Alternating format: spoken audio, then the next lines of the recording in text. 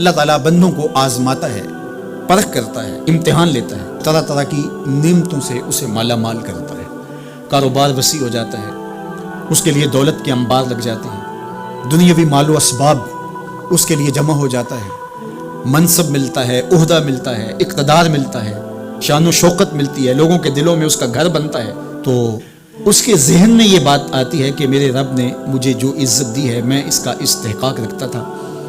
اور میں اگر اس لائق نہ ہوتا تو مجھے کیوں نوازا جاتا، تو گویا میرا رب میرے اوپر راضی ہے۔ اور پھر جب محفل نعت میں مہمان خصوصی بھی بن گئے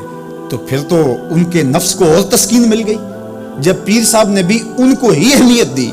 تو پھر انہیں لگا کہ واقعہ ہی ہمارا رب ہم پہ راضی ہی ہے، تبھی تو ہمیں مذہبی طبقوں کے اندر بھی اہمیت مل رہی ہے، حالانکہ وہ جانتے ہیں کہ ہم نے یہ دولت کیسے حاصل کی ہے، وہ جانتے ہیں کہ ہمیں سجدے کی توفیق نصیب نہیں ہے، وہ جانتے ہیں کہ آج اس محفل میں مہمان خصوصی سے تو کل ہم شراب خانے میں تھے، انہیں پتہ ہے، لیکن اس کی طرف توجہ نہیں جاتی، سوچتے نہیں ہیں، بلکہ وہ یہ سمجھتے ہیں کہ ہمیں یہ جو عزت مل رہی ہے یہ اللہ تعالیٰ کی طرف سے ہماری کسی قبولیت کی وجہ سے یہ عزت ہے، حالانکہ یہ ان کی آزمائش تھی، ان کا امتحان تھا۔ دوسری بات، وَأَمَّا إِذَا مَبْتَلَاهُ، اور جب اللہ اس کو آزماتا ہے، فَقَدَرَ عَلَيْهِ رِزْقَهُ، اور اس کے رزق کو تنگ کرتا ہے، اس کو آزمائش کی بھٹی میں ڈالتا ہے، فَيَقُولُ رَبِّي أَهَانَنِ، تو پھر وہ چیخ اٹھتا ہے میرے رب نے تو مجھے ذلیل کر کے رکھ دیا۔ بیماری آ جائے، ابتلا میں مبتلا ہو تو وہ کہتا ہے کہ میرا رب مجھ سے ناراض ہو گیا، تو یہ انسان کی کج فکری، ایسا نہیں ہے۔ کسی شخص کو دولت کا دیا جانا یہ اللہ کی رضا کی دلیل نہیں ہے، اور کسی شخص کو غربت کے امتحان میں ڈالا جانا یہ اللہ کی ناراضگی کی دلیل نہیں ہے۔ حضرت امام رازی نے لکھا ہے کہ مکے سے لے کر طائف تک 70 ایسے نبیوں کی قبریں ہیں جن کی وفات صرف بھوک کی وجہ سے ہوئی، تکلیفوں میں، آزمائشوں میں، امتحانوں میں، ابتلاؤں میں اس کے بندے رہے۔ میرے اور آپ کے آقا و مولا حضور ختمی المرتبت کے گھر میں کبھی برابر چولہا نہیں جلتا تھا، کبھی کھانے کے لیے کچھ میسر نہیں ہوتا تھا، پانی پی کے اور کھجور کھا کے گزارا ہوتا تھا، تو یہ تو کوئی دلیل نہیں ہے۔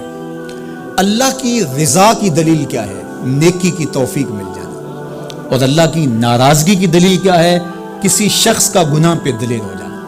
کوئی بندہ گناہ پہ دلیل ہے اور معصیت، نافرمانیاں، اللہ کے حکموں کو توڑنا اس کا مزاج ہے، تو سمجھو اللہ اس سے ناراض ہے۔ اور اگر کسی کو اللہ نے سجدے کی توفیق دی ہے، کسی کو اللہ نے اپنے راستے میں خلوص کے ساتھ خرچ کرنے کی توفیقات عطا کی ہے، حلال حرام کی تمیز اس کو عطا کر دی گئی ہے، تو پھر سمجھ لو کہ اللہ اس پہ راضی ہے۔ باقی رہی بات کہ کسی کو دولت کا زیادہ دیا جانا، کسی کو کم دیا جانا، تو یہ آزمائش ہے۔ اب جو اہل ایمان ہیں، اللہ کے بندے ہیں، وہ کیا کرتے ہیں؟ جب دولت زیادہ ملتی ہے، اقتدار ملتا ہے، منصب ملتا ہے، تو بس اللہ کے شکر کے دائرے میں آ جاتے ہیں، اور جب مصیبت آتی ہے، تکلیف آتی ہے، اذیتوں میں مبتلا ہوتے ہیں، تو پھر وہ یہ نہیں کہتے کہ ہمارے رب نے ہمیں ذلیل کر دیا،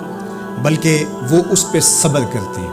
اور اللہ کے حضور دعائیں کرتے ہیں، التجائیں کرتے ہیں کہ مالک تو نے جو جس آزمائش میں ڈالا ہمیں پورا اترنے کی توفیق نصیب فرما، ہماری سفید پوشی کا بھرم نہ ٹوٹے،